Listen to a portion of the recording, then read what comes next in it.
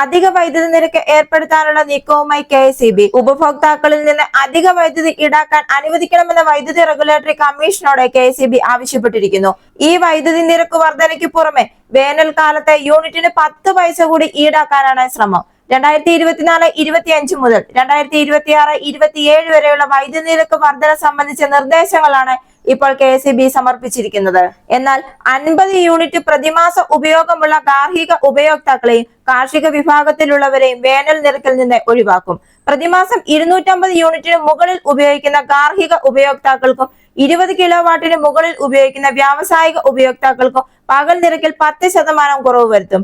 എന്നാൽ 250 യൂണിറ്റിന് മുകളിൽ ഉപയോഗിക്കുന്ന ഗാർഹിക ഉപയോക്താക്കൾക്ക് വൈകിട്ട് 6 മുതൽ 10 വരെ 25% അധിക നിരക്കാവും ഈടാക്കുക. 2024-25 വൈദ്യുതി നിരക്കിൽ 30 പൈസയുടെ വർധനയാണ് ആവശ്യപ്പെട്ടിരിക്കുന്നത്.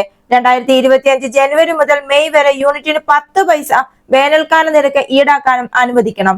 2025-26 20 പൈസയുടെ വർധനയും വേനൽക്കാല നിരക്കായി യൂണിറ്റിന് 10 പൈസയും ഈടാക്കണം. 2026-27 ഇത് യഥാക്രമം 2 പൈസയും 10 പൈസയുമാണ്.